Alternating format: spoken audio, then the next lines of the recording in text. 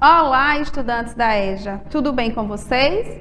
Eu sou a professora Patrícia. Na nossa aula de hoje, nós vamos trabalhar o componente curricular das Ciências Humanas, História e Geografia, para as turmas do EJA, fase 1 e fase 2.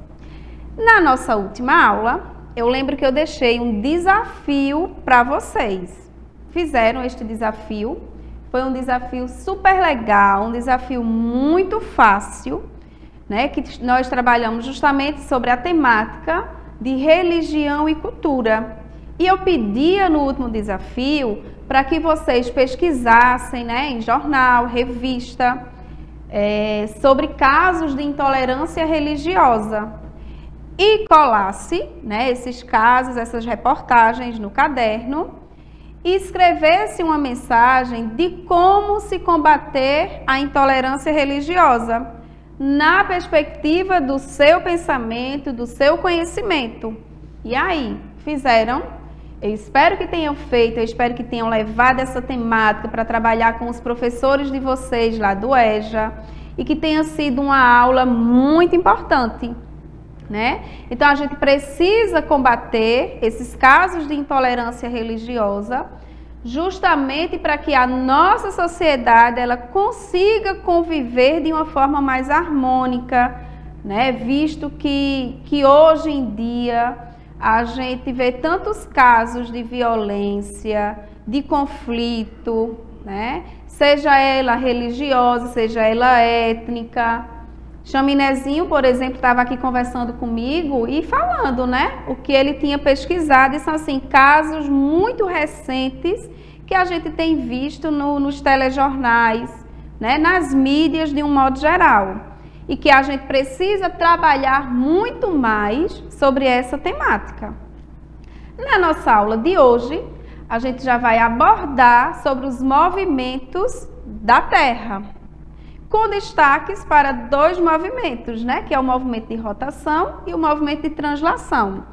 Porém, para que a gente tome esse conhecimento desses movimentos de rotação e de translação e o que é que esses movimentos eles sucedem aqui no nosso planeta, é importante a gente conhecer um pouco, sobre o nosso planeta Terra, sobre o surgimento do universo. E aí falar do planeta Terra, falar desse surgimento, ou dessa criação, a gente vai destacar a teoria do Big Bang, onde Albert Einstein, ele, nos seus estudos, ele chegou à conclusão de que o nosso universo ali, as massas, elas eram todas estáticas, paradas, elas não existiam aí esse movimento. Porém, alguns anos depois, a gente teve destaque para esses três cientistas, Lemaitre, Friedman e Hubble, onde Lemaitre e Friedman, eles eram matemáticos russos e estavam estudando, sobre essas teorias.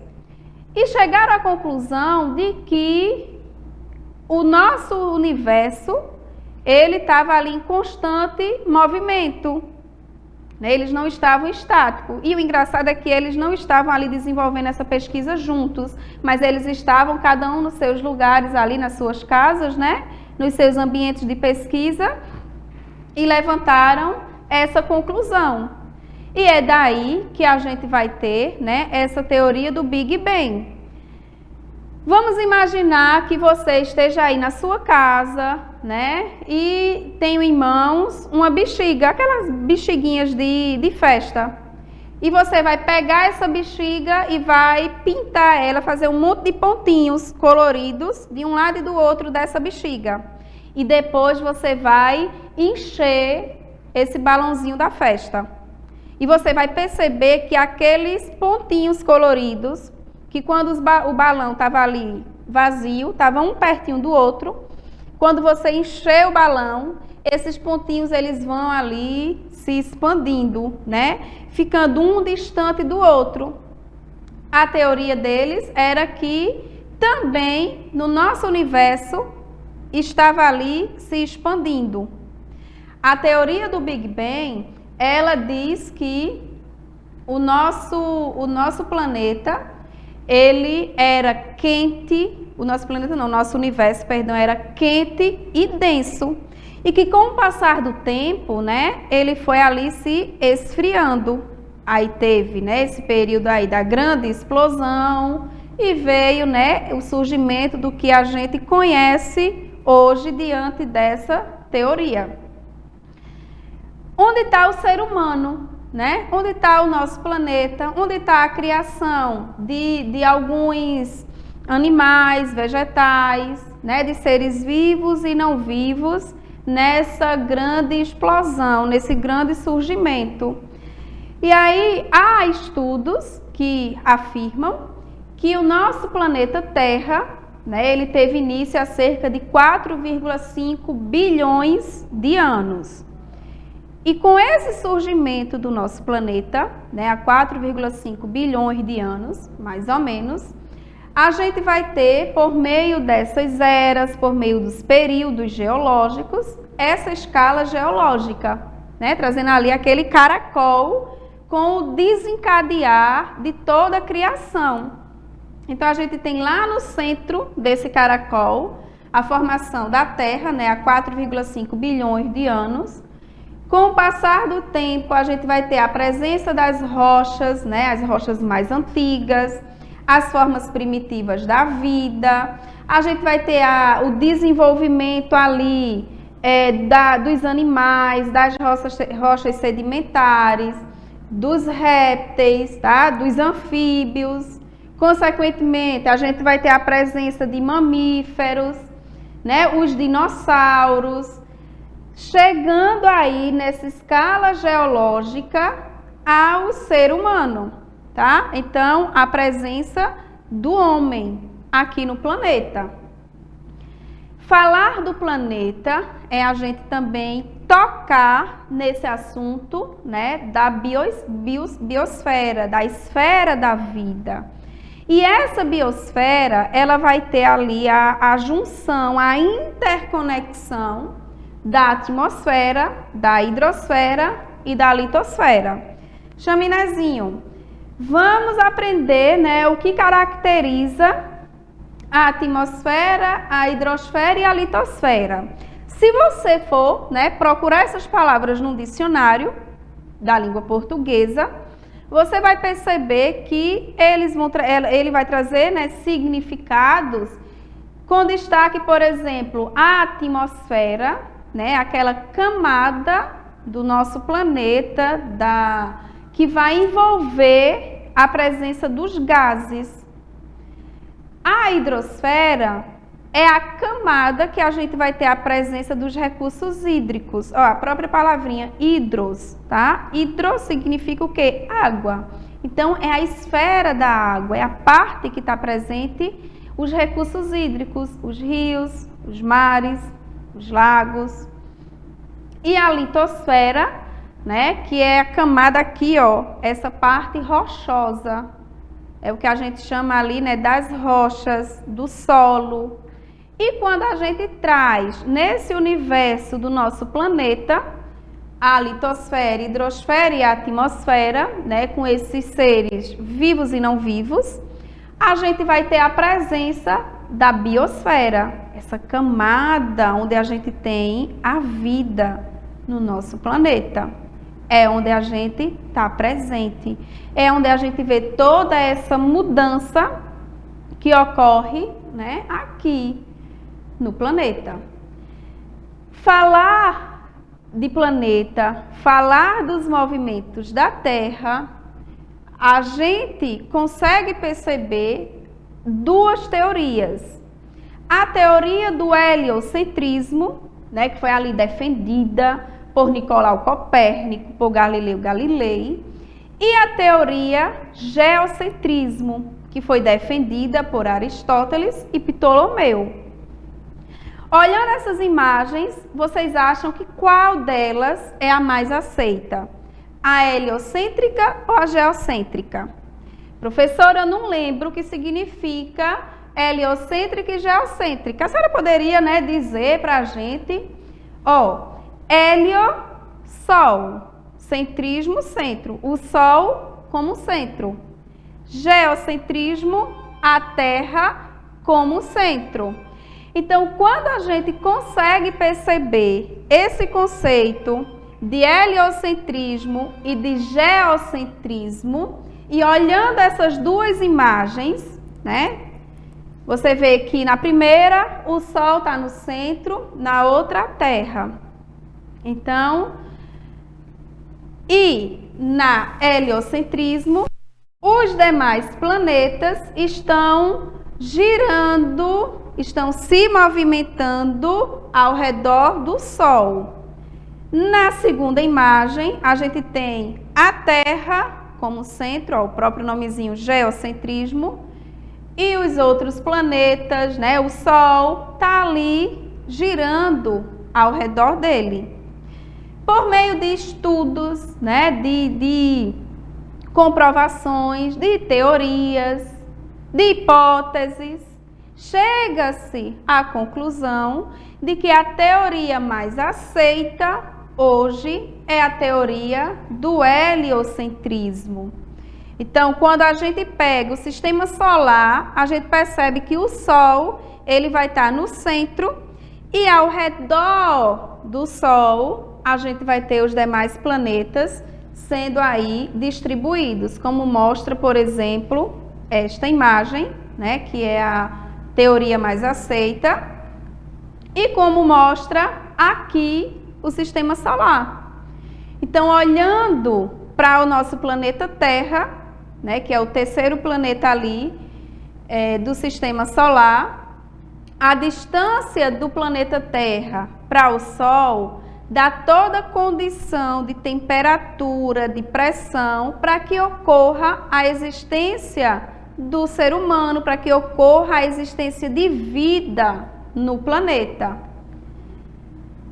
Diante dessas teorias, diante desse conhecimento do nosso planeta, vamos agora analisar os movimentos. O movimento de rotação e o movimento de translação. A primeira aqui representação é o movimento de rotação. É aquele movimento onde o planeta ele realiza ali um movimento em torno do seu próprio eixo. Esse movimento de rotação, ele vai ter uma duração aproximadamente de 24 horas. Ora, se ele tem esse movimento aproximadamente de 24 horas, consequentemente, ele vai dar origem aos dias e às noites. Então, olha lá a imagem do planeta fazendo esse movimento de rotação. Observem que nesse movimento tem uma face do planeta que vai ficar iluminada e a outra face vai ficar mais escura. Deixa eu lembrar e ver se vocês também fizeram uma oficina que eu dei aqui, essa oficina, em aulas anteriores, falando sobre o nosso planeta, sobre o mapa, sobre o planisfério, o globo terrestre, sobre as coordenadas geográficas. E na oficina a gente confeccionou um globo terrestre. Lembram que eu pedi bola de isopor, trouxe um QR Code para você colocar e ver a imagem que precisaria imprimir. Digamos que você que está em casa tenha feito essa oficina. Vou pedir agora que vocês peguem o globo que vocês confeccionaram. Pegaram? Pega agora, se tiver, a lanterna do celular ou uma lâmpada próxima a vocês. Liga a lanterna e coloca assim no globo, de um lado aí, numa face do globo. Você vai ver que a lanterna ela vai iluminar uma parte E à medida que esse globo, né, que o nosso planeta Terra vai dando esse giro, essa volta ao redor do seu próprio eixo, ele vai iluminando outras faces e a outra vai ficar escura. Então, por isso que a gente tem o dia e a noite. O outro movimento é o movimento de translação. Vê lá o nosso planetinha, ao mesmo tempo que o planeta realiza o movimento em torno do seu próprio eixo, ele vai também realizando um movimento ao redor do Sol. Lembra da teoria heliocêntrica? Olha a comprovação dela aqui, o Sol como centro e o planeta girando ao redor do Sol. Professor, e aí? Nesse movimento de translação, que dura aí aproximadamente 365 dias, 5 horas e 48 minutos, para ser completa, ela vai originar o quê? Quem sabe? Você sabe dizer, Chaminézinho, esse movimento de translação, o que é que vai dar origem? Muito bem, Chaminézinho falou aqui, que vai dar origem, por exemplo, às estações do ano. Que essas estações do ano, como mostra esta imagem, fixa aí os olhinhos de vocês nessa imagem para a gente fazer uma leitura dela. Lá no início, a gente tem, por exemplo, né, em média, dia 21 ou 22 de dezembro, a gente vai dar início ao solstício. Que esse solstício, no hemisfério norte, por exemplo, vai ser o solstício de quê? No hemisfério norte. E no hemisfério sul? Solstício ele pode ser solstício de inverno e solstício de verão. Se a gente estiver falando do hemisfério norte, for o solstício de inverno, consequentemente o hemisfério sul vai ser o solstício de verão, tá? E assim sucessivamente. O equinócio, a gente vai ter ali por volta do dia 22 a 23, setembro não, deixa eu ir para lá, março. Equinócio de 21, né, de março, a gente vai estar iniciando o equinócio, que vai iniciar a primavera no hemisfério norte e o outono no hemisfério sul. Então, no mês de março, nós que estamos no hemisfério sul, estamos aí no período que? De outono no hemisfério sul. Passam 3 meses e a gente chega no solstício de inverno aqui, por exemplo, no hemisfério sul, dia 21 de junho, que no hemisfério norte será o solstício de verão. E aqui de inverno. É justamente esse período que a gente está vivendo, né, agora. Passaram-se mais 3 meses e a gente chega ao equinócio, mais um equinócio, que vai ser ali 22 a 23 de setembro, onde vai ter o início do outono no hemisfério norte e da primavera no hemisfério sul. E chegamos aí no solstício, né, de dezembro, que é o solstício de verão ou de inverno, certo? Aí, para ficar melhor representado, a gente vai ter aqui a imagem do solstício, ó, os raios solares iluminando aí o nosso planeta. Vejam que esses raios solares, eles chegam de modo aí, né, meio que perpendicular. Ele incide com uma maior frequência ali na parte do hemisfério norte. E aí nessa representação a gente pode ter esse solstício de verão e de inverno. Lembrando que o solstício, ele traz, por exemplo, nessa representação, o verão no hemisfério norte, a gente vai ter os dias sendo mais longos do que as noites. No hemisfério sul já é o contrário, né? A gente vai estar no período, por exemplo, de inverno, então, consequentemente, as noites tendem a ser mais longas do que os dias. No equinócio, veja que os raios incidem com a mesma frequência ali sobre o Equador. E aí a gente vai ter nesse equinócio os dias e as noites com igual duração, tá? Diferente lá do solstício, que tem durações diferenciadas. Vamos para uma atividade, praticar um pouquinho. A primeira questão ele pede: o movimento da Terra responsável pelas estações do ano é chamado de... O que é que vocês acham? Qual é esse movimento da Terra que tem como sucessão as estações do ano? Vamos ver? Muito bem, para quem disse o movimento de translação. A segunda questão, ele pede: o movimento de rotação tem uma duração aproximada de 24 horas. Esse movimento é responsável pelo... O movimento de translação lá em cima, a gente viu que é responsável pelas estações do ano. E o movimento aqui de rotação vai ser responsável por quê, Chaminézinho? Tu sabe dizer? Ó, pelos dias e as noites.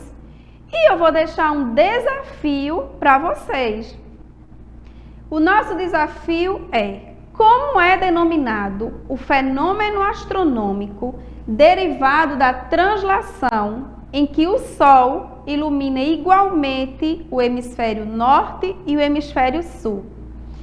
Como opção, a gente tem solstício, sol da meia-noite, aurora boreal, equinócio ou monções. Pesquisem e na próxima aula a gente vai fazer a correção deste desafio, certo? Espero que vocês tenham gostado da aula de hoje.